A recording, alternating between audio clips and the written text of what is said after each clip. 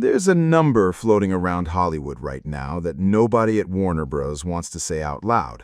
Somewhere between $100 and $120 million. That's the projected loss on a movie that was supposed to prove something. Not just that a new superhero could open big, but that an entire universe, built from scratch by one of the most respected minds in the genre, actually had a plan.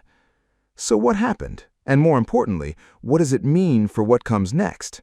Because the answer everyone's reaching for right now is the easy one, and the easy one might not be the real one. Here's what we know for certain. Supergirl opened over the last weekend of June to $38 million domestically, less than half of what trackers were predicting just a month earlier. Add in a weak $30 million internationally, and you get an opening that landed below a movie people spent years mocking as one of the worst received releases in recent memory. A rare 56% critic score, a B- audience grade, the kind of number that doesn't just mean people disliked it, it means people warned their friends not to bother. On the surface, there's an obvious villain in this story, and her name has been everywhere for the last month. Millie Alcock, the actress playing Kara Zor-El, gave a handful of press tour interviews in the lead-up to release where she talked about what it's like being a woman stepping into a franchise like this, about scrutiny, about ownership, about the kind of commentary actresses get that actors don't. Some of it landed fine. Some of it, especially a later comment aimed at critics online, did not. And when the backlash came, she didn't walk it back. She leaned in. That's the version of the story that's easiest to tell. Actress says something people don't like, movie tanks, cause and effect, headline written. And it's not entirely wrong. Timing lines up. The tracking numbers really did start sliding right around when those comments went viral. But here's the first crack in that theory. If a press tour controversy alone could sink a $250 million movie, Hollywood would be a very different industry. Actors say controversial things constantly. Most of those movies still open. So either this is a uniquely brutal case, or something else was already wrong underneath it, and the controversy just gave people a reason to stop pretending otherwise. Which brings us to the part of this story most headlines are skipping past entirely: the screenplay. Long before opening weekend, before any of Alcock's comments went viral, people who'd seen early footage and read early reactions were flagging the same thing: pacing that dragged in the middle, a villain that critics kept describing as forgettable, present but never quite threatening, a structure that borrowed from a well-regarded comic source material but reportedly diverged from it in ways that didn't sit right with fans of the original story. This wasn't a marketing problem. This was a foundation problem, and foundation problems don't get fixed by a good trailer. So now we have two competing explanations sitting side by side. One says the star sank the ship. The other says the ship had a hole in it long before she ever spoke to a reporter. And that's where this gets uncomfortable, because there's a version of this conversation happening publicly right now that says both of those explanations are dodges. Some commentators, and quite a few people defending Alcock, including other actors and even Helen Slater, who played the original Supergirl decades ago, have pointed at something else entirely: a wave of online hostility toward Alcock that started before the film even released, focused less on her performance and more on her body, her appearance, her existence in the role. Call it what a lot of people are calling it: misogyny dressed up as film criticism. That's a real phenomenon. It's happened to actresses before, and the pattern is recognizable enough that dismissing it outright would be its own kind of dishonesty. But here's the tension nobody wants to sit with. Acknowledging that some of the backlash was ugly and unfair doesn't automatically mean the movie was good. Both things can be true at once.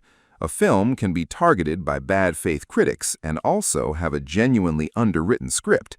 The moment you flatten this into a single villain, sexist trolls, or a difficult actress, or a rushed screenplay, you lose the more uncomfortable truth. Nobody has proven which of these mattered most.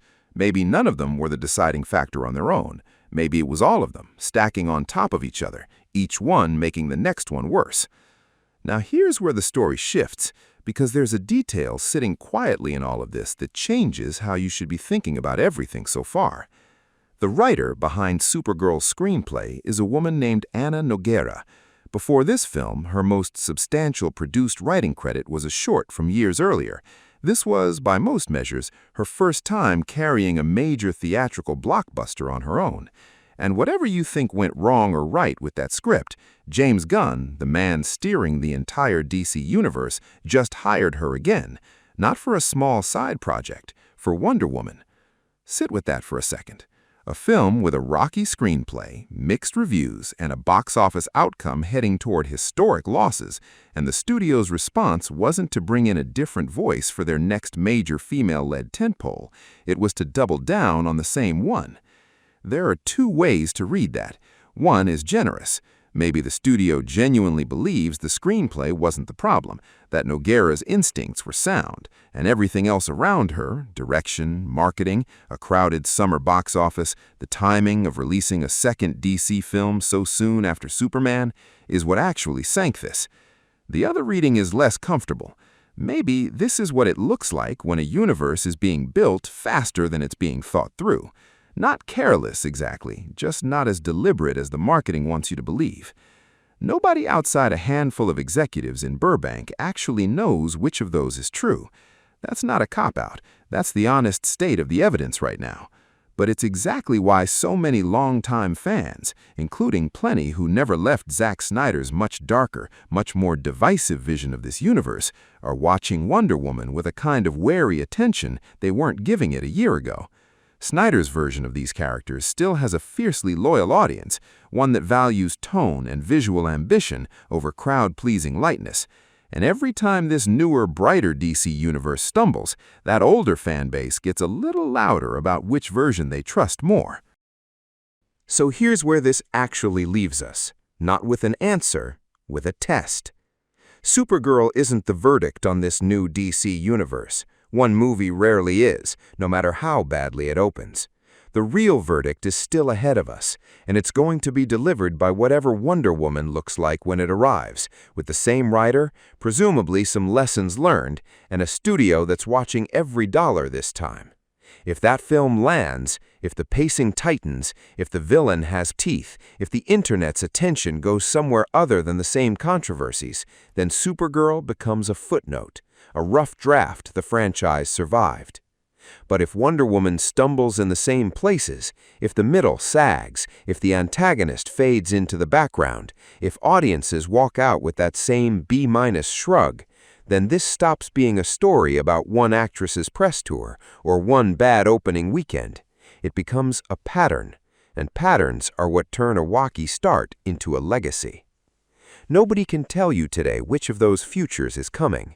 Not the critics who panned this film, not the fans defending Alcock, not the executives who just handed the same writer their next flagship release. All any of us actually have right now is a question, sitting quietly under everything else that's been said about this movie the last 2 weeks. Was Supergirl a bad film that happened to a good universe? Or was it the first honest look at a universe that isn't as sure of itself as it wants you to think? We're about to find out, and whichever answer arrives, it won't be the one anybody's been saying out loud.